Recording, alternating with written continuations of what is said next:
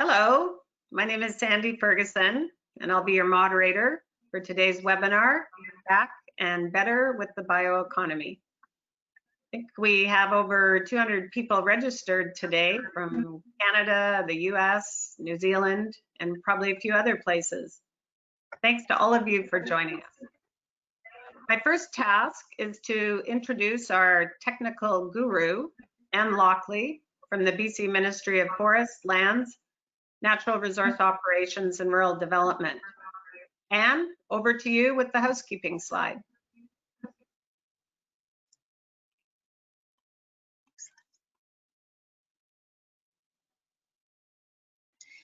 Hi, everyone. My name is Anne Lockley. I'm the Communications Manager for the Office of the Chief Forester. As Sandy mentioned, my role today is running the tech for the webinar. So if you run into any issues, I'm here to help you through it.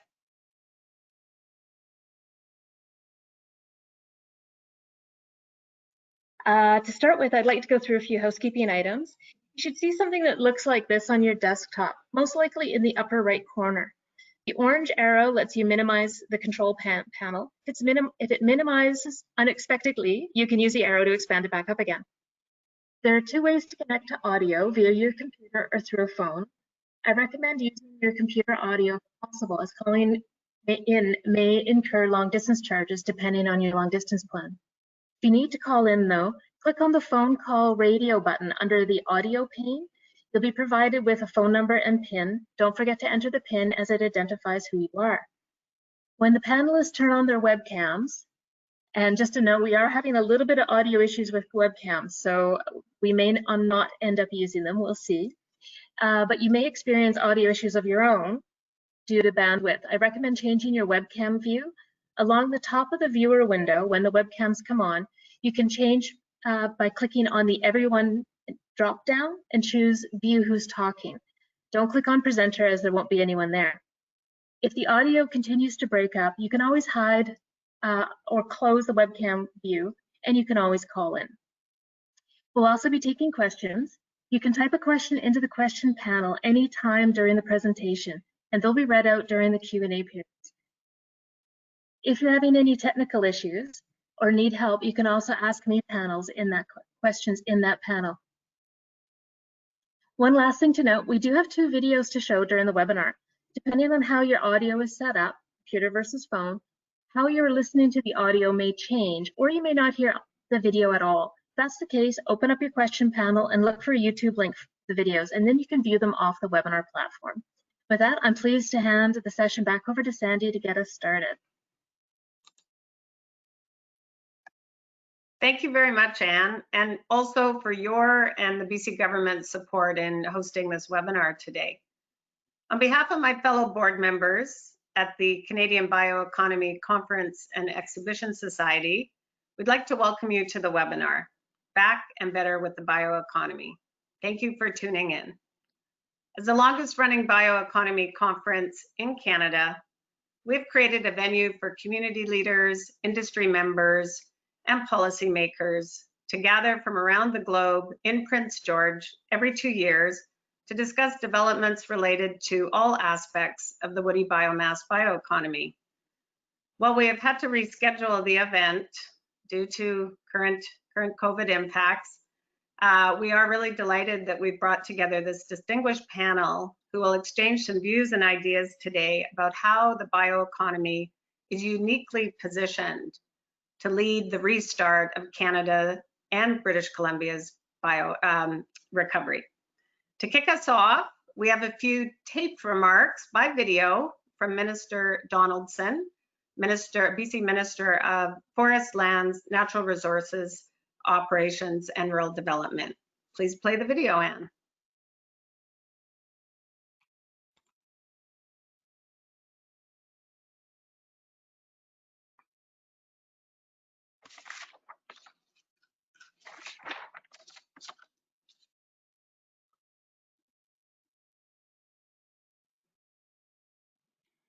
Hi, I am Doug Donaldson, the BC Minister of Forests, Lands, Natural Resource Operations and Rural Development. Sorry I couldn't be with you live today, and thanks for the opportunity to send this greeting from where I reside on the Gitxsan traditional territories in the far northwest part of BC. I want to recognize all of you who've made the time to come together. The panelists, Warren Mabey, Brian Wirwin, and our province's Chief Forester, Diane Nichols, as well as moderator, Sandy Ferguson. Thank you to everyone for participating in this first webinar of the Canadian Bioeconomy Conference and Exhibition from your offices, your living rooms, from your kitchen tables. It's certainly been a different way that we approach business in these COVID-19 times. And COVID-19 has changed the way we do just about everything. Coming together in these innovative ways is important. We need to continue these conversations as we move forward to a future that is better for the environment and better for those working in our forest industry. So congratulations on holding the webinar as a method to do this. COVID-19 has created additional challenges for a BC forestry sector that was already struggling. More than 30 mills in the province are in curtailments right now, and half of those are attributable to the pandemic.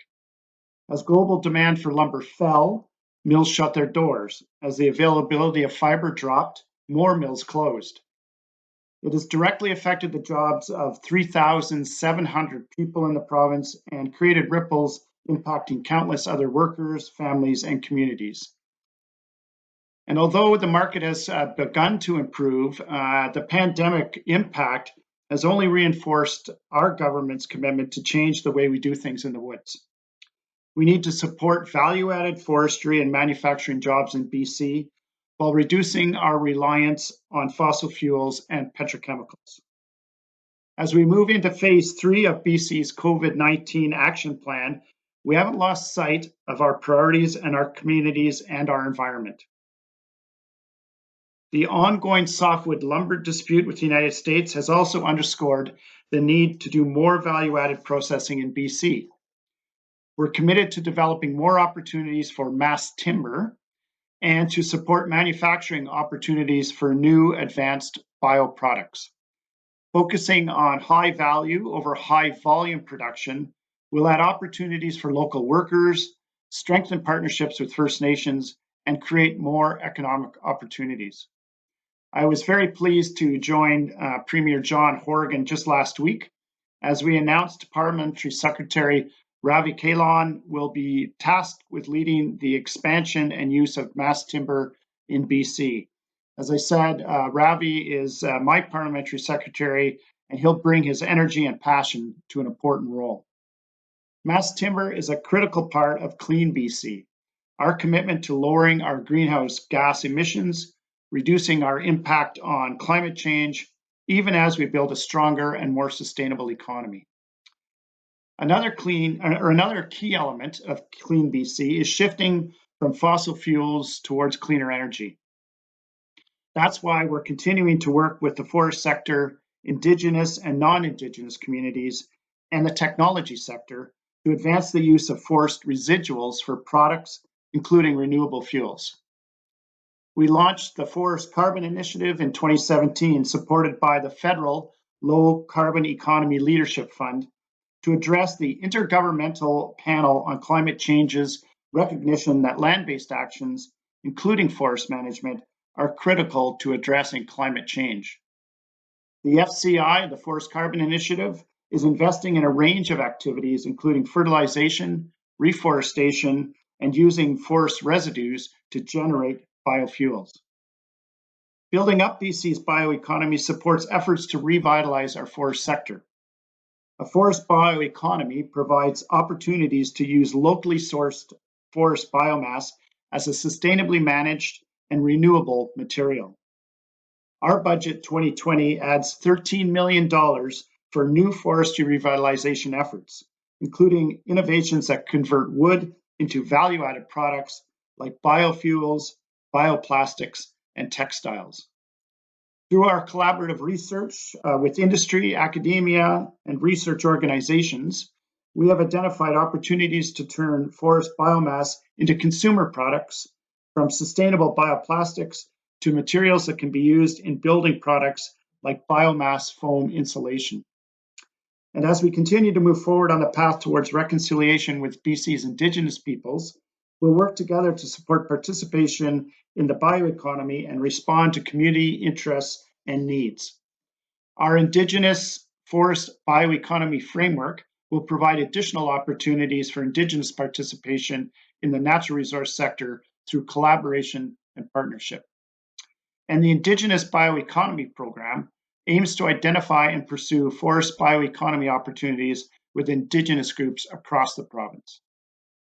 So to conclude, our forest sector is a critical part of our plan for a cleaner BC.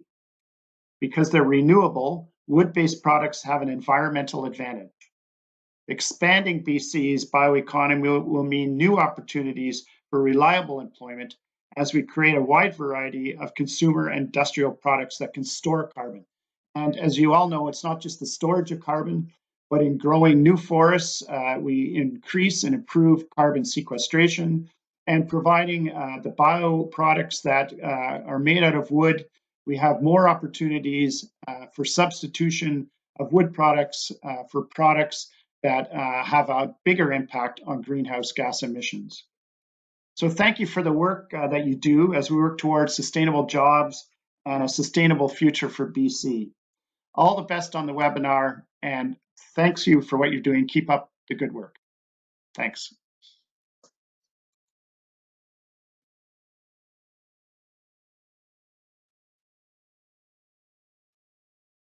Well, thank you, Minister Donaldson, virtually, for taking the time out of what is a pretty busy schedule to share those remarks with us.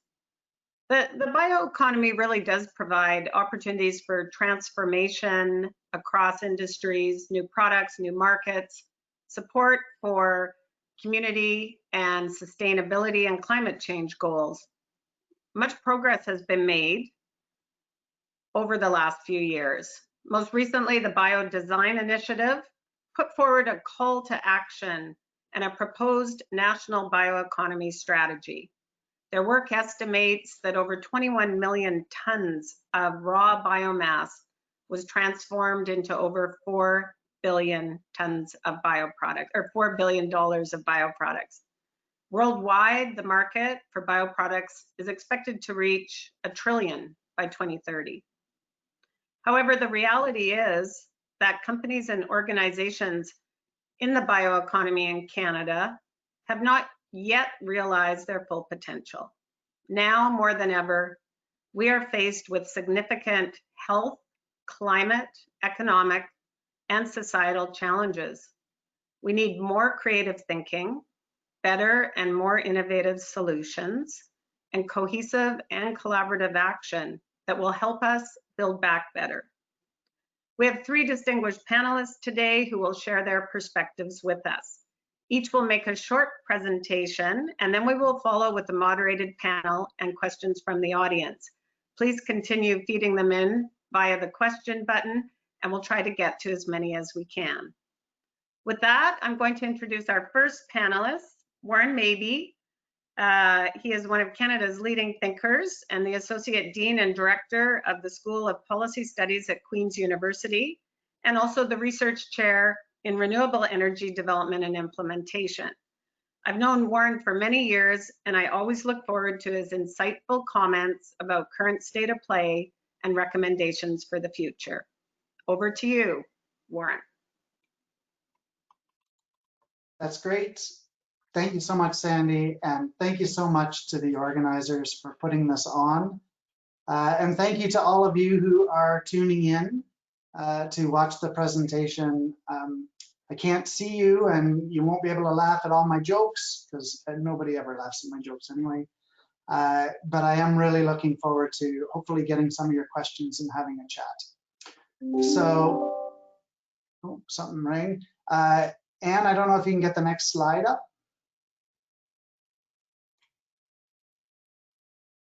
And maybe the next one after that, because that's my opening slide and I can go on to the next one. So let's talk a little bit about circular bioeconomies. The bioeconomy, as the minister has just kind of laid out, is a really good thing for BC. It's a really good thing for Canada. It's something that we can use to manage what is really a challenging employment landscape across the resource sector. We have seen mills that have been shut down due to COVID and due to just changing building practices and changing ways of sharing media. It's really affected resource-dependent communities right across our country. The bioeconomy can help us to fill in some of those gaps and bring some of those communities back. The bioeconomy can help us to sequester carbon dioxide and to do it longer while giving us options to get energy back at the end of life. We can actually have our cake and eat it too if we plan this correctly. And really, the bioeconomy can be a tool to help us to address what I think are critical inequalities across our federation. We have a rural-urban divide, but we also have incredible challenges in managing our relationship and our partnership with Indigenous peoples right across the country. And those Indigenous nations are now starting to realize their strength in terms of controlling and having a say over the natural resources that are out there. So the bioeconomy, I see this as a tool that can really move us forward on a whole lot of different files. I do want to talk, maybe you can click to the next slide. I want to talk a little bit about some of the big drivers behind moving forward on the bioeconomy. Canada has put a number of policies in place to help us to deal with issues of climate change and issues of greenhouse gas emissions. I think everybody's aware of carbon pricing and how that's rolled out. People may be less aware of the clean fuel standard, which is just now starting to roll forward, which really has created a new impetus to look into bioenergy, because we're going to have to reduce the carbon footprint, the carbon intensity that's associated with fuels across a wide spectrum within our society and within our economy. We've heard a little bit about some of the provincial initiatives, like this push for mass timber construction that the minister referred to.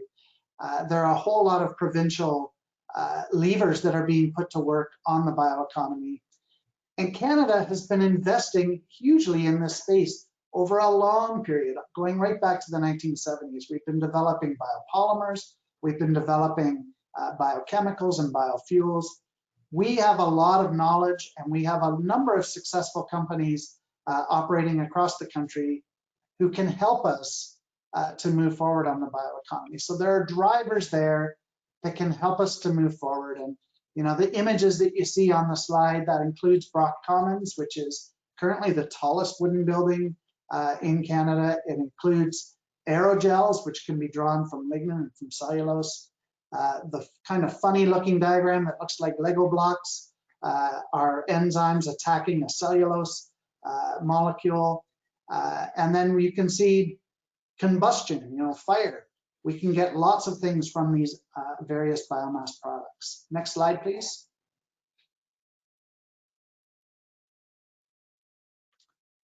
Oh, could you click again? It looks like it's doing something interesting here. So we have a call to action. If you click again, yep, that's great, thank you. Click through. The call to action that Sandy referred to in the bioeconomy strategy is a really good first step towards realizing the potential of our bioeconomy.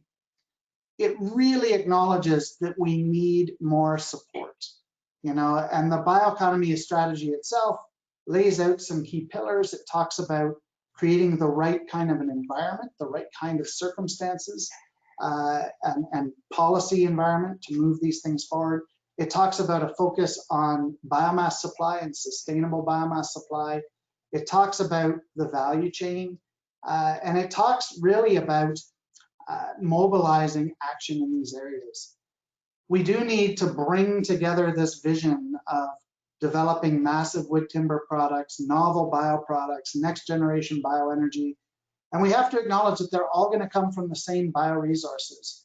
And I think that there are 4 kind of key markers or key waypoints that can help us to chart the course forward. So next slide, please. The first thing I want to talk about is designing for recyclability. And this is something that a lot of people have kind of put aside or ignored as they talk about the bioeconomy. Recyclability is really key if we want to have circular elements to the bioeconomy, if we want to be able to recover, reuse, and recycle materials. And Canada already has a lot of experience with recyclability. We have a pulp and paper sector that in the 1980s established itself as a leader in the recycling field, introduced new designs and new inks and new paper coatings to allow us to do recycling. We need to be thinking about how we expand this approach to other forest products. And it's a critical thing for us to consider because a lot of the bioproducts that are being developed now, we are developing them as compared to the benchmark of what currently exists. So we're developing biopolymers and we're trying to compare them to petroleum-based polymers. What we really need to look at is polymers that can behave better. We want to build back better. We want to do better things with this material. And one of the things that we can do with biomass that's difficult to do with some of these other feedstocks is we can introduce the recyclability aspect. Next slide, please. The next thing I want to talk about is planned obsolescence.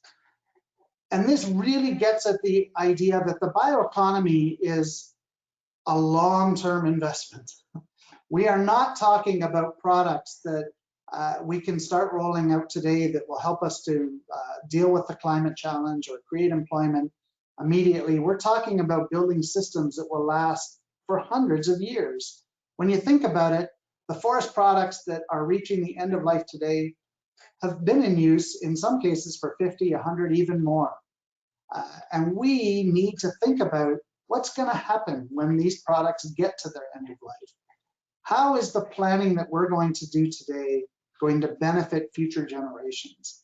And I think that this is critical given the policy environment in Ottawa and around the world right now. We are very focused on trying to reduce our greenhouse gas emissions, to reduce that environmental footprint, and we're trying to do that in a hurry to benefit future generations. Well, the bioeconomy can really help us to do that. Next slide, please.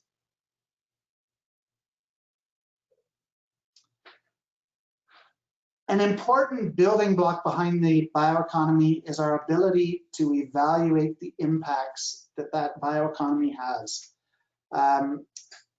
The forest industry has wrestled with this in the past. We have gone through periods where our customers and our broader society have questioned the sustainability of the industry. Well, the bioeconomy will go through the same things, and indeed it already is in other parts of the world. We need sustainability guidelines, and we need tools like life cycle assessment that can support that. And we really need to be looking at the full suite of environmental, economic, and social impacts because those all go together within that sustainability matrix.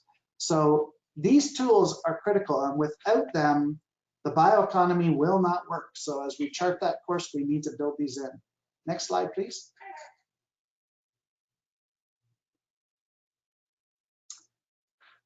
And the last thing I want to talk about is rewarding performance. You know, the bioeconomy is going to be a lot of things. It's not just the tall buildings, and it's not just the energy.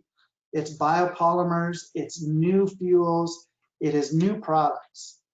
Our strategy needs to consider everything from the bark to the pith, you know, all the components of the tree, all the components of the biomass. But importantly, consumers need to be rewarded for choosing bioproducts over other options.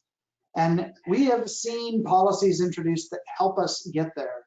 So in Ottawa, we have a carbon price, and in BC, there's a carbon price in place, which really can help consumers make those decisions. The price alone is not enough. We do need to look at other tools, other support mechanisms that can help us to move forward. And this was a key finding in that call to action that Sandy was talking about in the Canadian Bioeconomy Strategy. Next slide, please.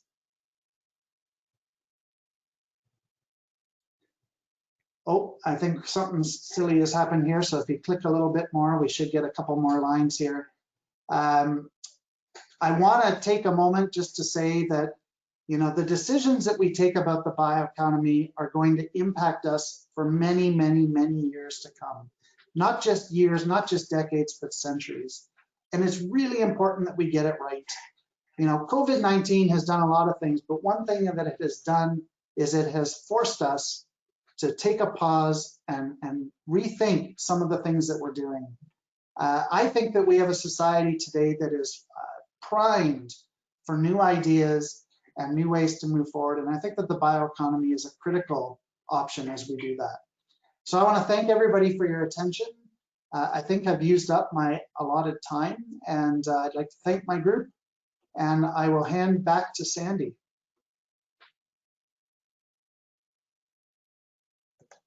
Thank you very much, Warren. I think what we're going to do in the interest of time is we'll have each one of the panelists share their presentation, and then we'll move into the moderated panel and the audience questions all at the end. So I'm going to move on to our next presenter. We're really fortunate to get an industry perspective today.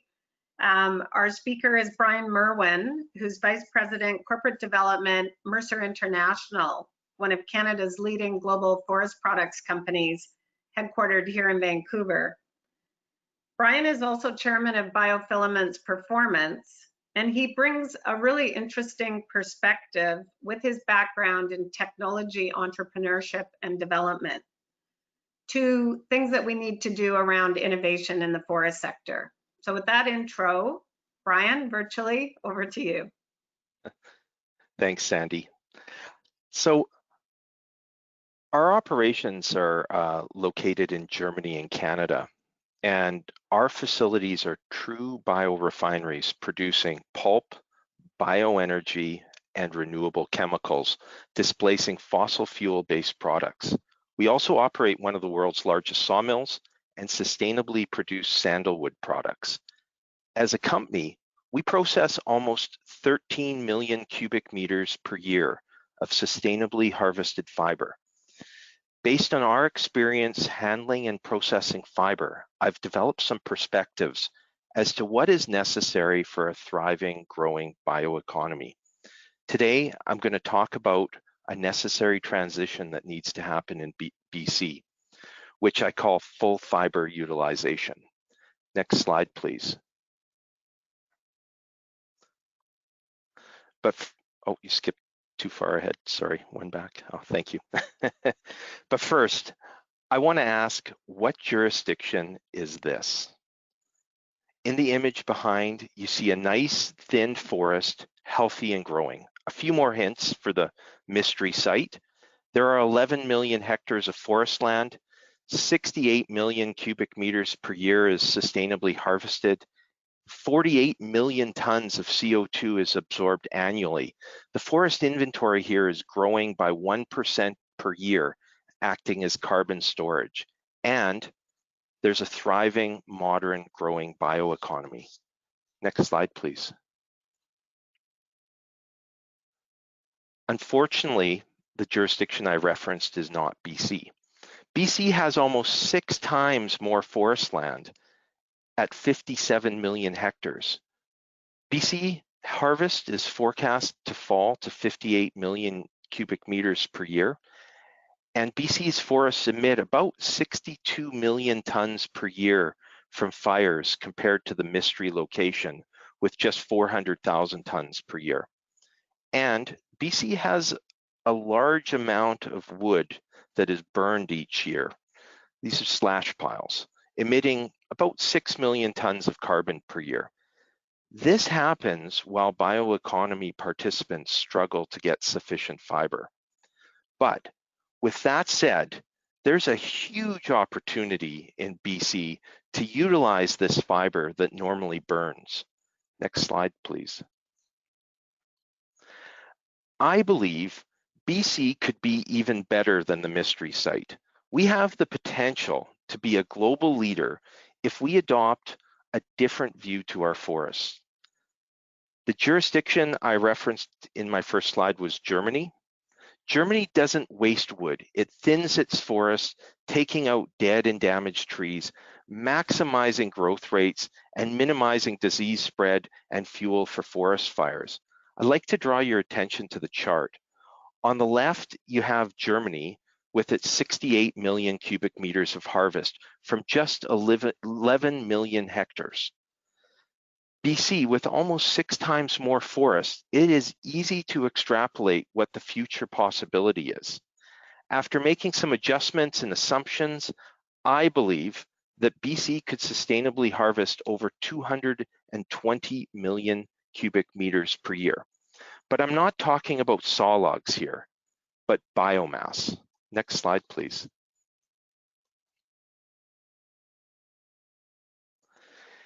It is simple for BC to increase its harvest of biomass. Instead of CO2 emissions from forest decay and fires, we need to use this material. And there are 2 easy steps. Next slide. Step 1, improve fiber utilization. Wood waste in BC is the equivalent to 1/3 of BC pulp mills' total fiber needs. Waste is way less than it was 10 years ago, as some of it is being used. This is thanks to measures taken by government to create access for bioeconomy users. Many companies, including Mercer, would like to use more of this material. The challenge is there's a few more regulations that need to be changed, and I'll get to that shortly. Today, it is frustrating. BC pulp mills are curtailing due to a lack of affordable fiber. And when you think about how much wood is not being utilized, there's not only enough wood to keep all the pulp mills running in British Columbia, but enough biomass for new consumers such as renewable natural gas and liquid biofuels. Next slide, please. Step 2, focus on forest thinning. We have sustainable forest practices here in BC. I'm not saying change these practices, but we need to add thinning to the mix in a major way. Removal of excess fuel reduces forest fires and feeds the bioeconomy. It needs to be applied in all areas and including in parks. Looking at the picture on the left, you see a dense forest with a few dead trees lying on the ground, lots of fuel for fires, and not so many saw logs. On the right, after thinning, the forest is opened up and there's a lot of usable biomass created. Historically, there's been enough sawmill residuals for all BC bioeconomy participants. Sawmill residuals have decreased, creating the opportunity now for full fiber utilization. This creates the opportunity to sequester CO2 in remaining trees and reduce fire intensity. In BC, I can say thinning's being worked on. Just with the speed of sawmill closures, we need to evolve faster. Next slide, please. Again, I'm talking about wood going to biomass facilities. So to get to the simple solutions, we need to address some historic sawlog-centric policy barriers. Next slide, please. Barrier 1, manually measuring logs is costly. Picture a logging truck with 1,200 pieces of wood arriving at a biomass facility. Today, it is weighed and then samples of wood are laid out on the ground and examined to see if any of the logs meet BC sawlog guidelines. Examining logs is expensive and unnecessary. If a log is at a pulp mill, it is a pulp log. If a log's at a bioenergy plant, it is bioenergy wood, not saw logs. We need to adopt a simple weigh scale measure here in BC and eliminate sampling for biomass users. Next slide, please. Barrier 2, the biomass log definition is flawed. Delivered biomass logs or pulp logs get defined as saw logs, even though we're not making lumber. Sawmills can't even use this wood, and it's being deemed saw logs by government rules. If a log is deemed a saw log, the government is owed something called stumpage. On the left image, you see a log that has $63 per cubic meter stumpage. And on the right image, you see a pulp log at 25 cents per cubic meter stumpage.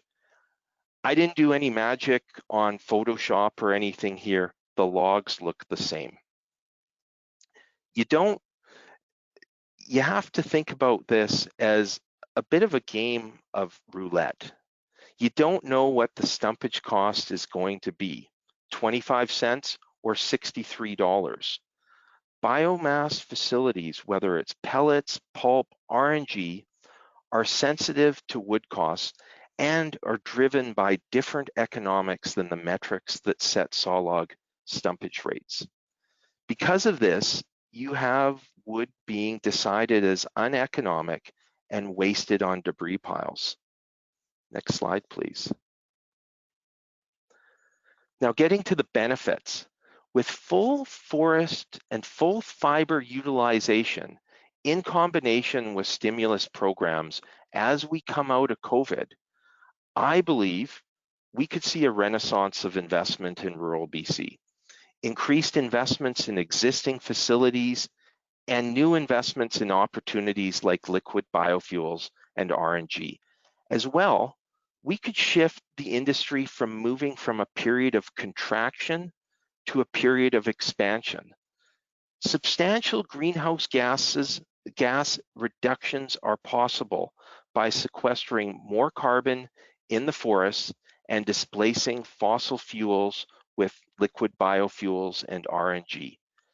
These changes are happening in other jurisdictions. In the last 3 years, Finland has seen $2 billion invested, with another $2 billion in the pipeline. Their forest base is only 50% of BC's, and they're moving to 100 million cubic meters per year harvest. Our industry can really help government achieve broader policy objectives like mitigating climate change. As a province, we haven't gotten there yet, but we can. Next slide, please. So in closing, our challenges are not new. Climate change makes implementing these solutions critical. And through full fiber utilization, we can, over time, save 45 million tons per year in carbon emissions from fire, and along the way, create a lot of new employment across BC. The time is now to take bold, meaningful steps to create a thriving bioeconomy.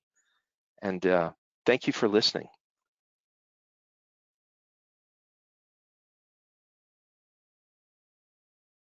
Thank you, Brian. This is a very kind of surreal experience, I have to say. I really miss audience interaction. So I'm looking forward to next year when hopefully we're back actually at the physical conference. Next up, our final speaker. I'm really delighted that we were able to have the Chief Forester for British Columbia and Assistant Deputy Minister Diane Nichols join us.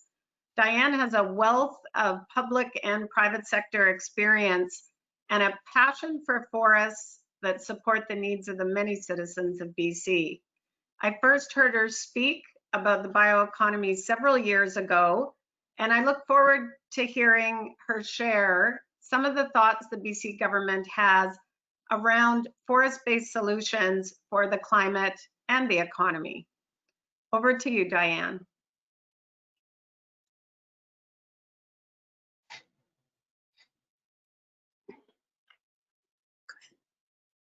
All right. Do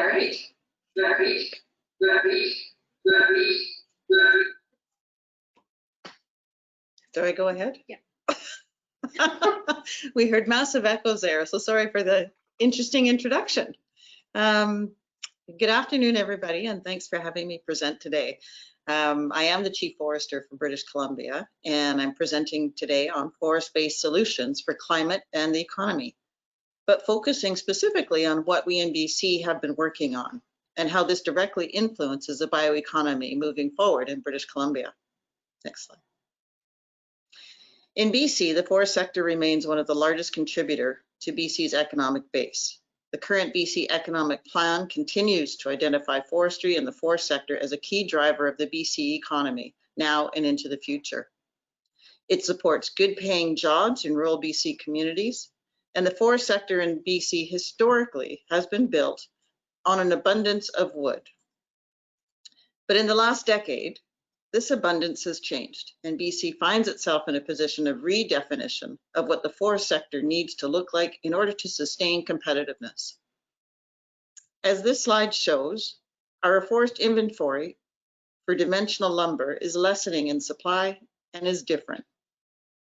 After mountain pine beetle and wildfires across the interior of our province in 2017 and again in 2018, there is less economic sawlog quality trees. Therefore, growth in the BC forest sector will not be able to continue only through expanded production of volume. Where there is opportunity is growing through expansion of the value of products created from the fiber that we have to work with as raw materials. BC will always be a supplier of dimensional products. It is the backbone of British Columbia. But I forecast a transition that needs to occur into the higher value bioeconomy products that get more dollars per cubic meter than conventional products, fuels, or energy generation.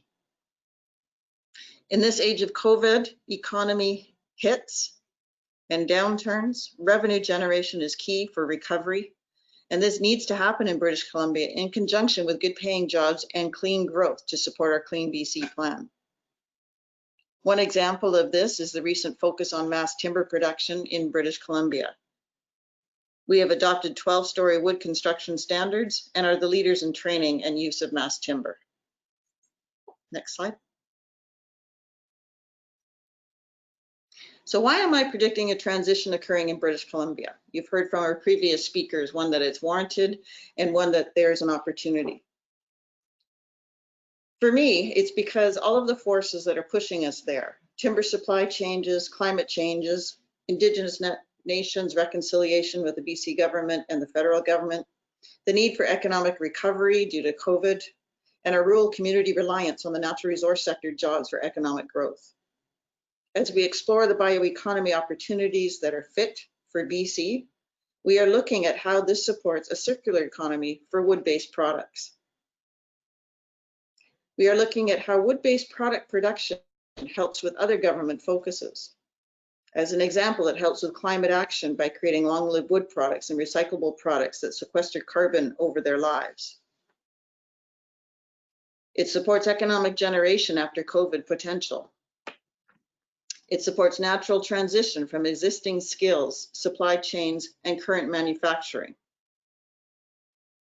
And recent investments and policy attention in British Columbia supports the stimulus for supplying and using mass timber products.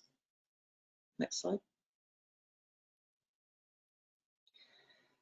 So seeing that transition is needed in British Columbia to be inclusive to a new bioeconomy, how do we get there?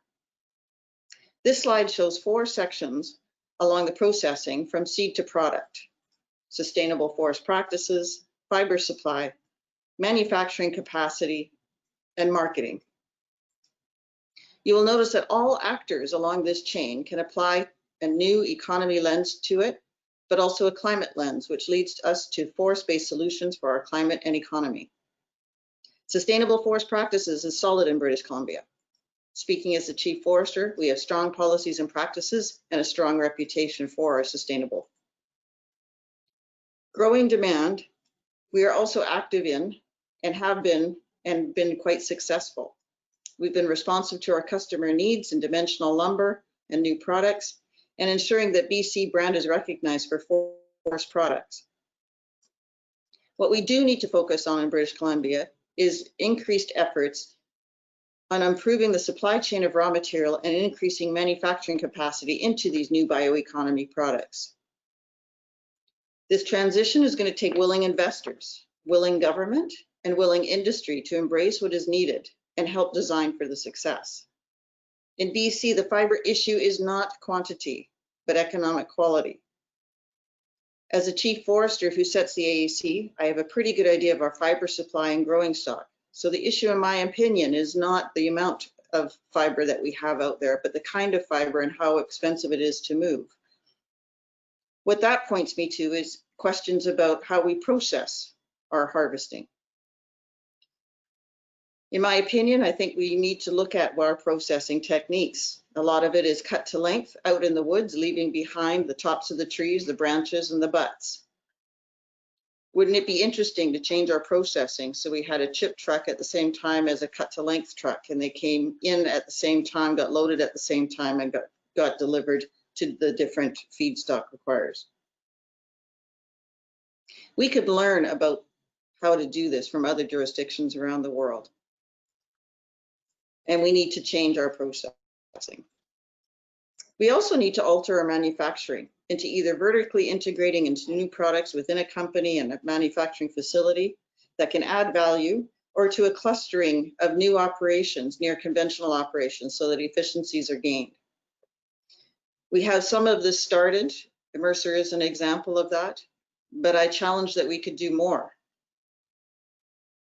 What we require for this to happen is investment and government policies to support the transition. Think about BC's Clean Fuel Standard, a government policy that has induced investor interest.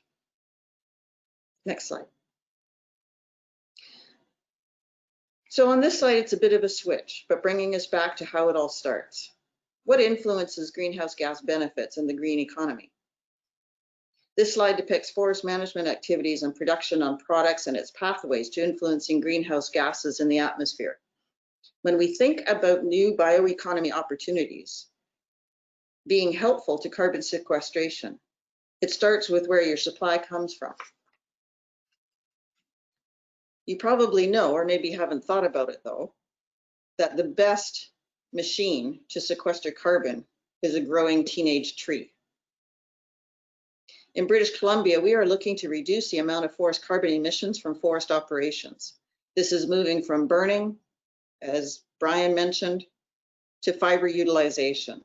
We are also looking at using practices to reduce emissions and sequester more carbon through things like fertilization and reforestation rehabilitation.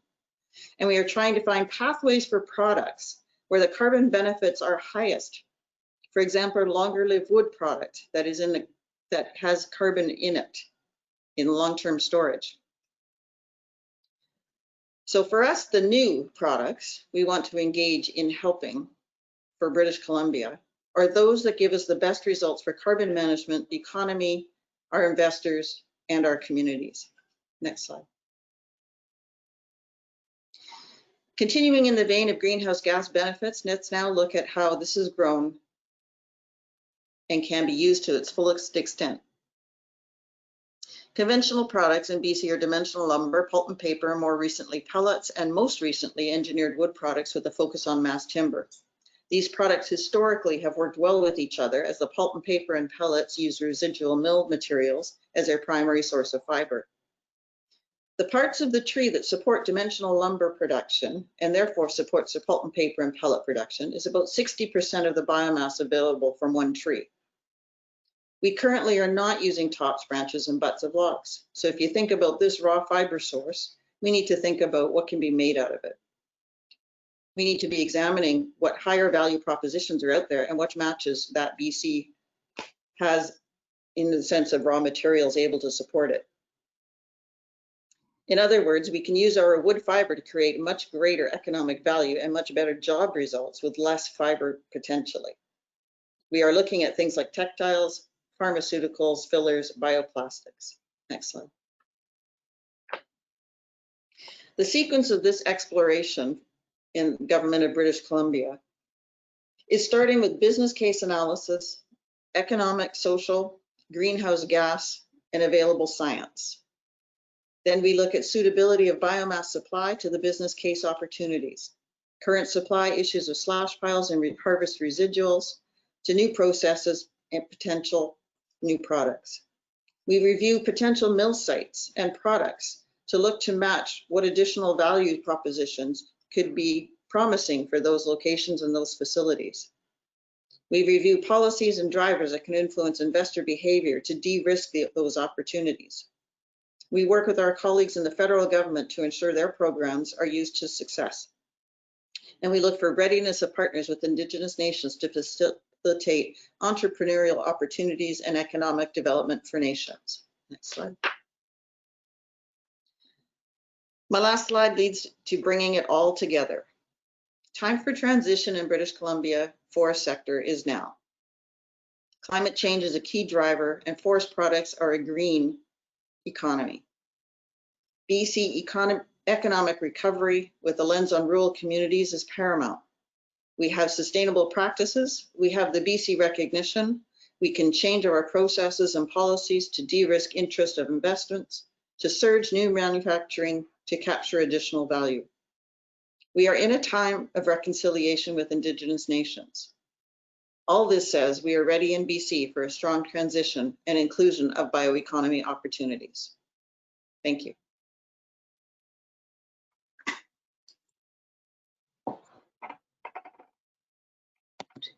Thank you very much, Diane, for that very informative overview. We have a lot of questions, lots of interest, lots of questions. I'm going to try my best to kind of put some of them together so that we can cover as much as we can.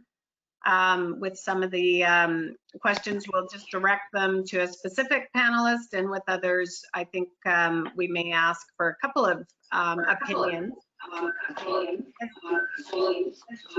boy, I'm getting a little bit of feedback.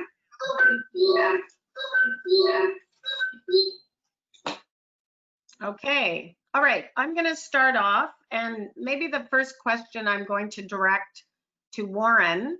And Warren, you're sitting right in the heart of Ottawa. You're seeing what kind of or in the heart of Ontario, closer to the center of Ottawa. And you are a policy person, and I'd be really interested in what kinds of conversations are happening that include the bioeconomy. I think there's a sense, and one of the participants in the audience included this in their question, that solar, wind, electrification, and energy efficiency is really what our policymakers in Ottawa are talking about. And yet the foundation of our country is built on an industry like forestry. So what can we do differently? What are you hearing? I'd be really interested in your thoughts. And I'm going to turn off my sound so we don't get that feedback.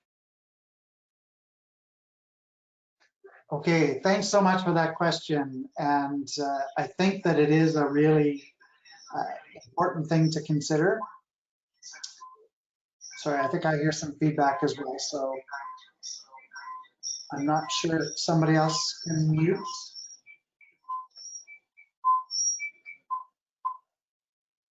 I think it might have improved. Okay, so what am I hearing out of Ottawa? I'm hearing a few really interesting things. You know, as we look forward to a post-COVID recovery, and as we start to look seriously at our Paris commitments, I'm hearing a lot more talk about more engaged forest management. So going out, planting more trees. I think many people have heard about the kind of trillion trees challenge that has been kind of put forward. Canada has talked about that and supporting that. So there is an aspect of opening that back up again. I think that could be really exciting, because getting more active with silviculture and engaging with the provinces, that could be a really important thing. I talked a bit about the clean fuel standard when I was talking about the different drivers behind the bioeconomy, and I think that a number of people see this as an on-ramp for a variety of different things. You know, one of the things that doesn't get talked about as much as maybe it should is Ottawa's challenge of balancing the interests of the oil sector and the kind of conventional energy sector and the renewable sector. And, you know, green energy forms like solar and wind are not really that compatible with the existing oil infrastructure, but bioenergy is. There are big opportunities to do co-generation or co-production of fuels, to use existing oil refinery infrastructures. And there's a lot of interest in doing that. And when you connect the dots between that and forest residues and the need for thinning that Brian had raised, and the idea that we can maybe be doing more holistic forest management, which is really what Diane has been talking about, there's a great big opportunity for us to be adding more to the energy piece. So that's important. The response to the question from the audience, how do we raise the profile of the bio piece in the clean economy? I think we need to emphasize the ability to sequester carbon as well as to displace fossil carbon. We're one of the only sectors in the world that can do both. We can displace carbon that is being emitted through the fossil fuel sector, but we can sequester carbon for a long time. And I had a good little chuckle when Diane talked about teenage trees, because I was thinking of my teenage boys. But yes, this is a terrific way to sequester carbon and to sequester carbon for long periods in a really helpful way, and then to be able to use that carbon in useful applications. So these are the kind of threads that I'm getting as I listen to those discussions. Thank you very much, Warren. There's a lot there, and I know we could expand on quite a bit of it, but I'm anxious to bring in our other panelists. Diane, I think I might just ask you, you went through a pretty interesting overview of how the government's looking, or BC government's looking at the bioeconomy and the way it intersects a whole bunch of themes around rural communities, around meeting our carbon goals, around forest transformation. There are a lot of things that are on the platform to do, and I'm just wondering, in terms of priorities for the BC government, what do you think are the next steps that are most important to take? And also maybe if you want to comment just around the role that British Columbia plays in the federal family around some of these areas where there's provincial jurisdiction, or there may be some areas that the feds are leading on. So that's kind of a two-part question, but I'll turn it over to you, and I'm going to go on mute now. Okay, thanks, Sam. So maybe I'll answer the second part first and then go into the other. So British Columbia and the federal government are working very closely together. In fact, I'm co-chair of two of the Canadian Council of Forest Ministers committees, one on climate change and also the one on innovation, which is bioeconomy, and where the bioeconomy framework came from. And those committees have just been recently restruck up. Just in the last, I would say, 6 months working. And as I've said, I'm the co-chair with the federal government co-chairs. Part of that reason is because in British Columbia, as you heard me speak about, is we're looking for change and transition. And we know that we can't do it alone. We need federal help and assistance. And also the federal government can't do and reach their goals for climate change, greenhouse gas sequestration targets, and or their framework for the bioeconomy without British Columbia, which is a key player in the forest sector when you look across Canada. So we're very closely working alongside with them and developing what's a good fit for British Columbia, but also what is a good fit for Canada. So with regards to priorities in British Columbia, I think we will continue our efforts in marketing. We have a great firm with FII over in Vancouver that does a lot of work globally for us in our BC brand. And we will continue our work, obviously, on sustainability. No time like the present to be looking at how do we make sure our forests are resilient and recognized to be that in an ongoing way. But I think our focus is also going to be really surging, and has been for the last while, on fiber supply and making sure, we've had a lot of mill closures, a lot of mill curtailments, and there is struggles with mills being curtailed, i.e. sawmills being curtailed and the residuals not being available for pulp and pellets.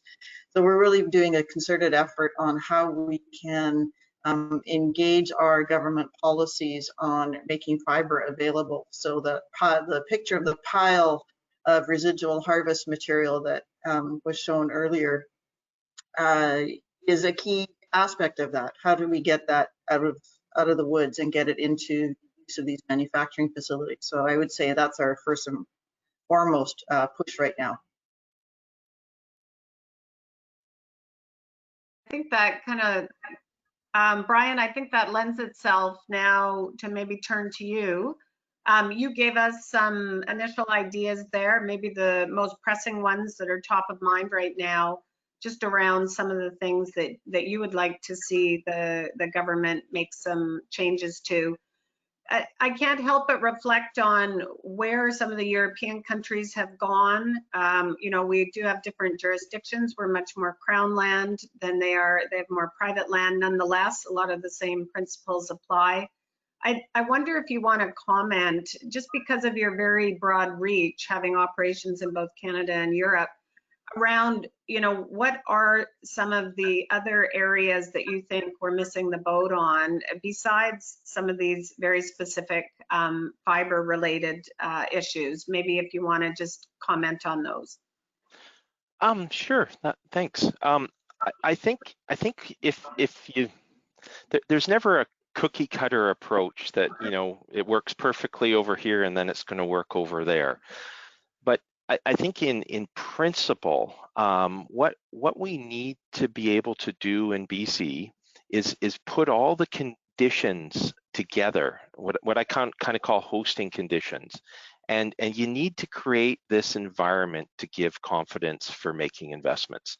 And that's, you know, if you invest, whether it's a pulp mill or a biofuel plant, you know, these are 20, 30-year type pieces of infrastructure, and you need to give investors the confidence that they're still going to be able to earn a return 10, 15 years from now. And you know, that's a great example of, you know, when we start talking about you know, renewable energy credits or renewable fuel standards, we need to be certain that this is going to be here for not 5 years and not 10 years, but for 20 years. And as we get that confidence, then investments can be made. And you know, in BC, it's a package. And you know, we have to work on it's kind of a holistic approach. We have to work on things like energy policy, considerations on tax policies for export-based industries. Like if we're trade exposed, we need to be able to keep up with the Joneses in Finland or Sweden or Germany.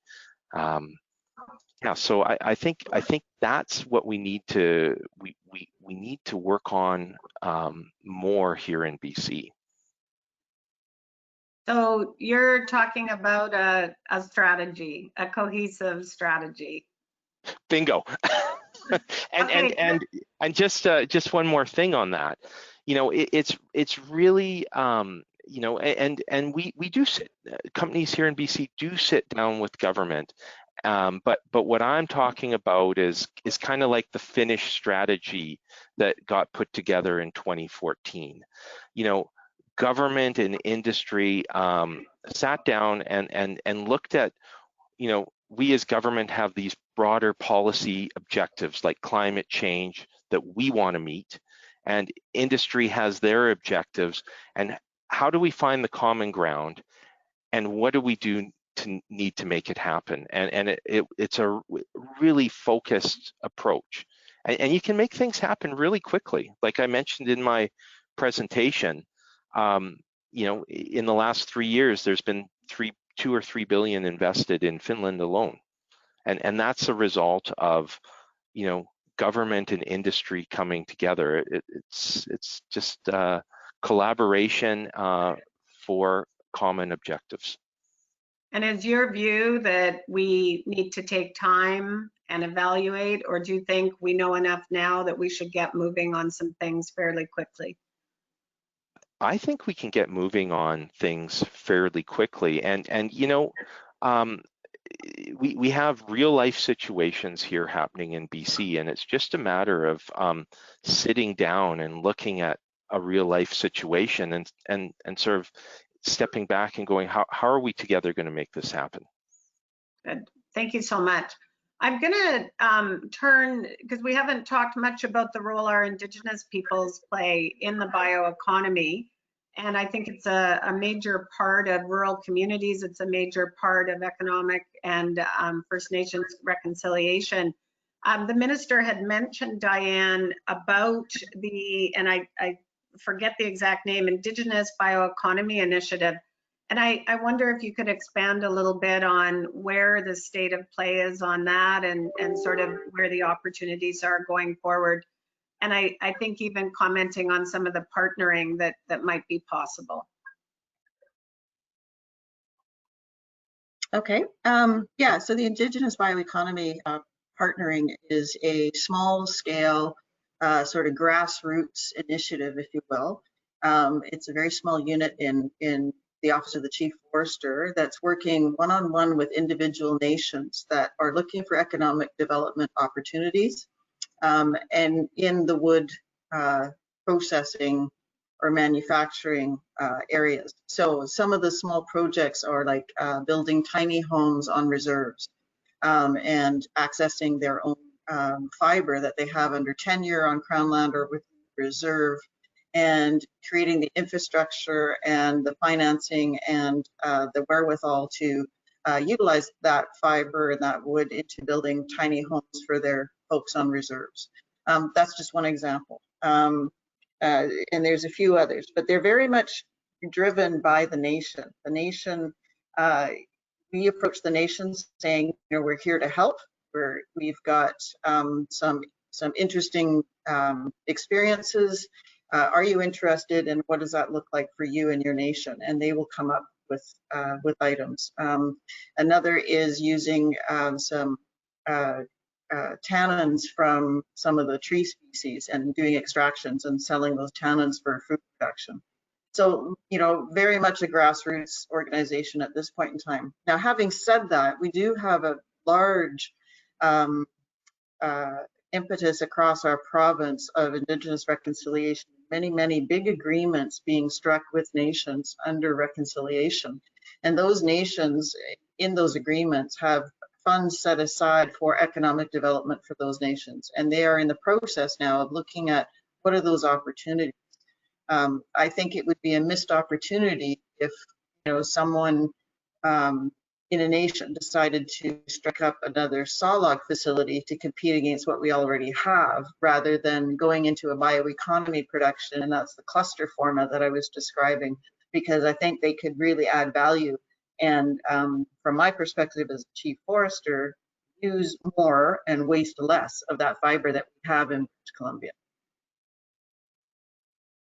Thank you. Thank you for that. Maybe just, you know, talking about fiber utilization, it is such a big issue for us given the many climatic impacts with mountain pine beetle and the forest fires. I think Brian had a pretty interesting view of, you know, more that we can do within forest fiber slash piles. At the end of the day, though, we do need to have a healthy, thriving primary industry in order for us to also take advantage of residuals being available.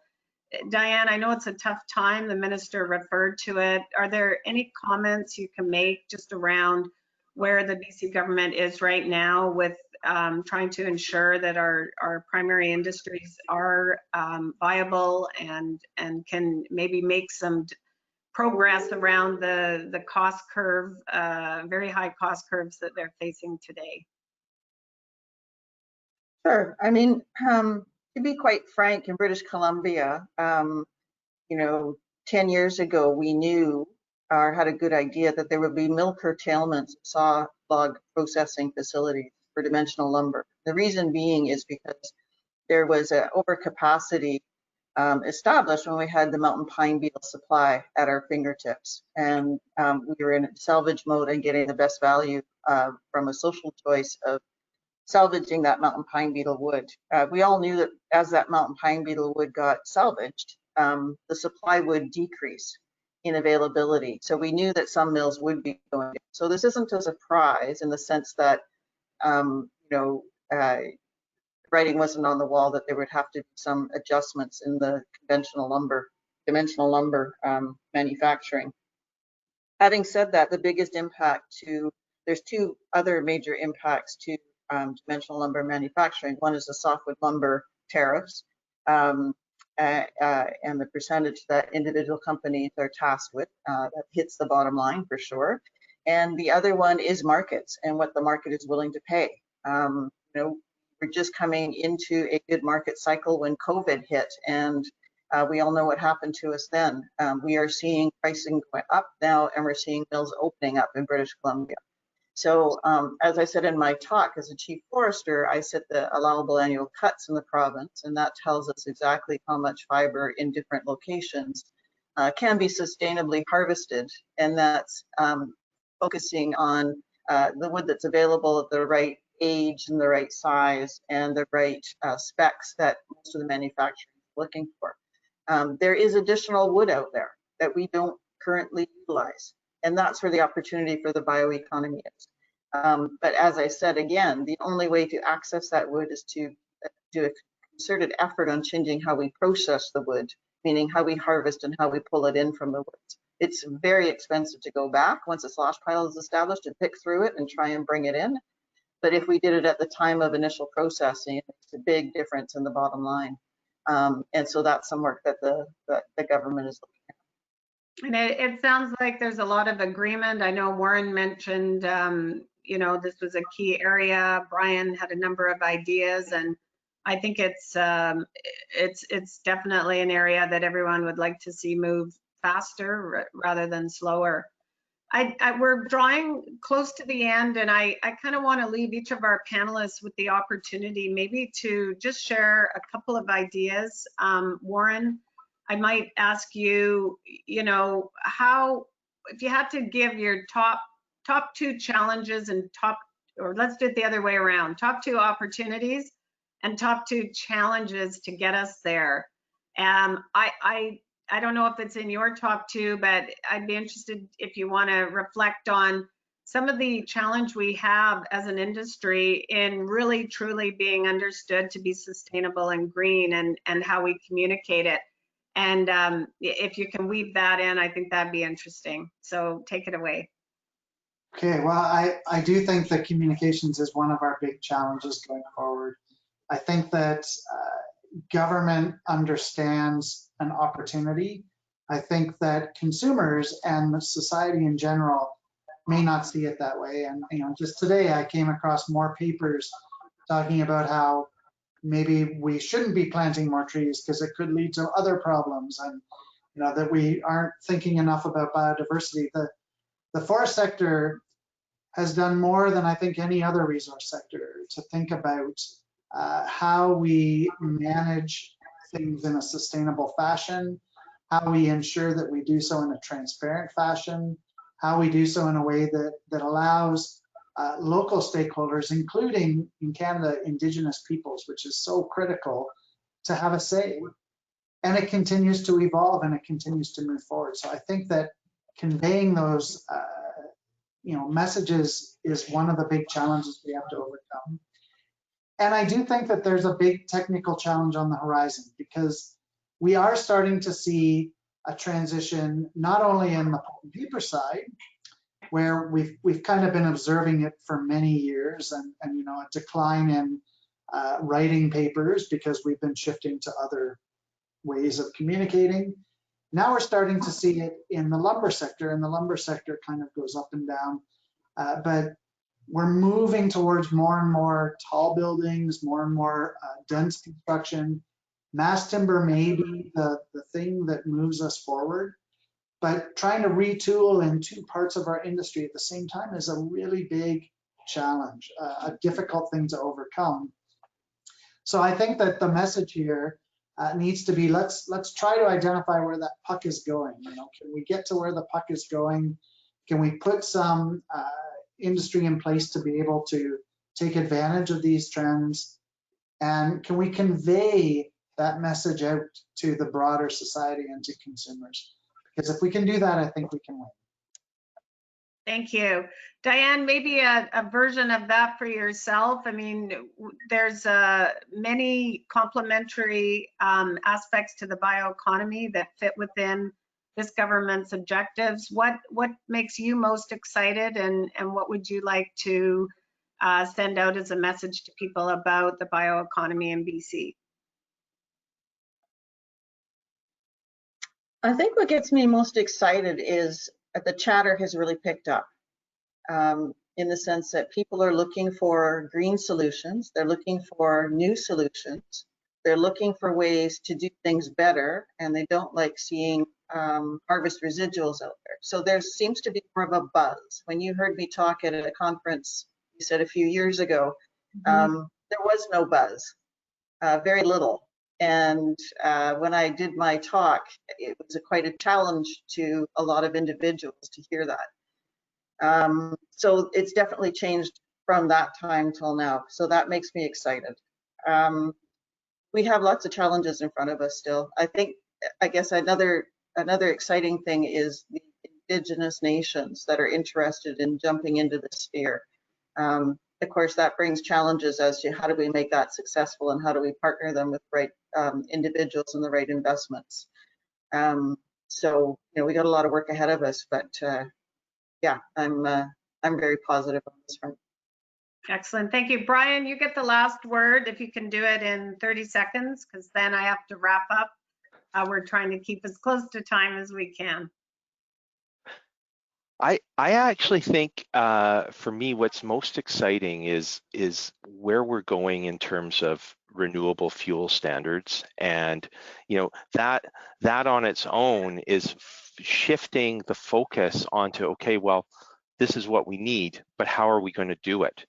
And when you start thinking, well, you can think of Tesla and electric cars, but your next thought is, well, how do we get that from our vast forests? And that, I think, is going to be a very exciting thing for us as an industry to open a new dialogue with, you know, stakeholders and communities across Canada, because we have probably the biggest opportunity for providing a solution to this. So we need more Gretzky's out there on the ice. Yes, we do. All right. Well, thank you. Thank you very much to all our panelists. I wish they could hear everyone clapping, applause, but instead they're just in their spaces and their bubbles. On behalf of the Canadian Bioeconomy Conference and Exhibition Society and all our attendees, I can't thank you enough for the time you spent with us, the preparation you put into your presentations. I'm so sorry we couldn't get to more of the questions. We will share all of them with the presenters, and hopefully it will help us when we're thinking about putting together panels or future webinars or even the conference next year.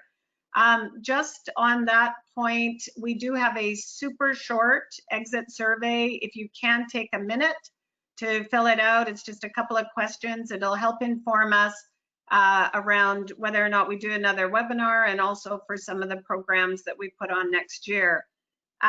We will be posting the webinar and the presentations on the Canadian Bioenergy Conference website. And as we wrap up and as you're exiting, several of our board members have a few messages to share with you in a very short 90-second video.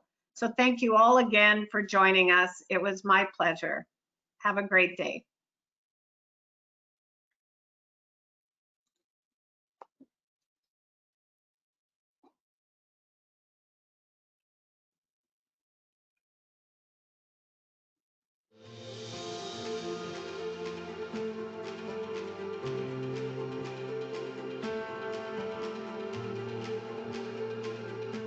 This is a very rapidly evolving sector of our economy, and this is a great opportunity to learn about some of those programs and how we can utilize those to further advance our economy and the sustainability of our communities.